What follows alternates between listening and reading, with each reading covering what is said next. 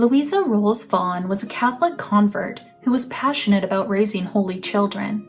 She turned to the lives of the saints for inspiration, praying to the mothers of saints for help in guiding her own children. Amazingly, Louisa's children included a cardinal, an archbishop, a bishop, 3 priests, and 4 nuns.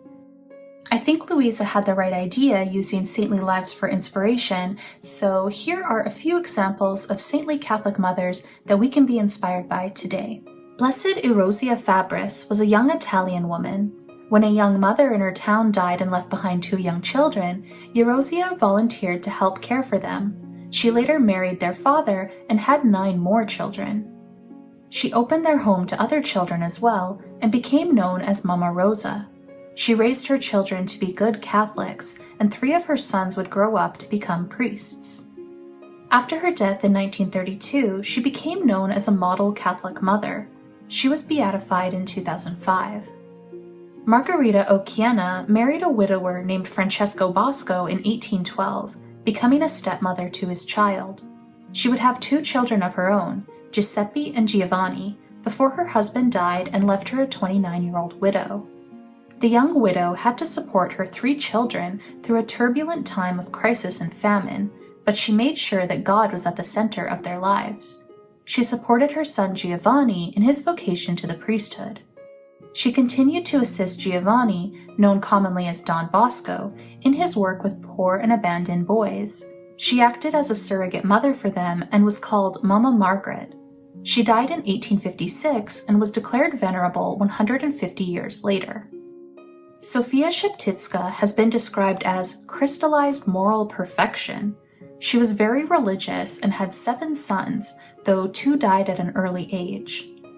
When her young family moved into a new home, she said, "Let our children remember that this house, which has just been finished with such labor, will sooner perish and be destroyed at that moment than when it should become the abode of sin. Sooner death than sin. May the grace of God forever engrave this in the hearts of my most beloved children." Her eldest son, Venerable Andrei Sheptytsky, would become the Metropolitan of Galicia and Archbishop of Lviv. Another son, Clementi, was martyred in the Soviet Union and beatified in 2001. Maria Cristina Cella Mocellin was one heroic example of mothers who refused to harm their unborn children even though it meant they themselves were in great danger. She developed a malignant tumor while pregnant with her 3rd child, and she chose to delay chemotherapy so that her baby wouldn't be harmed. She was operated on after giving birth, but by then it was too late and she died a short time later. She left behind a letter to the baby, a boy named Ricardo, saying, "When you moved for the first time, it seemed that you were saying, 'Thank you, Mommy, for loving me.' And how could we not love you? You are precious, and when I look at you and see how handsome you are, how lively and friendly, I think that there is no suffering in the world that is not worth it for a child." Ivanka Skrabec Novak unfortunately didn't live to see any of her children born, but she is still remembered for the intense love she had for her unborn child. The young Slovenian teacher was killed by communists when she was 6 months pregnant, but she was able to write a letter to her baby before her death. The letter included the following passages. "The clock in the tower is already announcing the morning, which will take us on our last journey. I will not be alone. You will be with me, my child. And Mary, as she did with her son on Calvary, will go with us. In the last final breaths, she will stand by us, and she will carry us to an eternally happy home.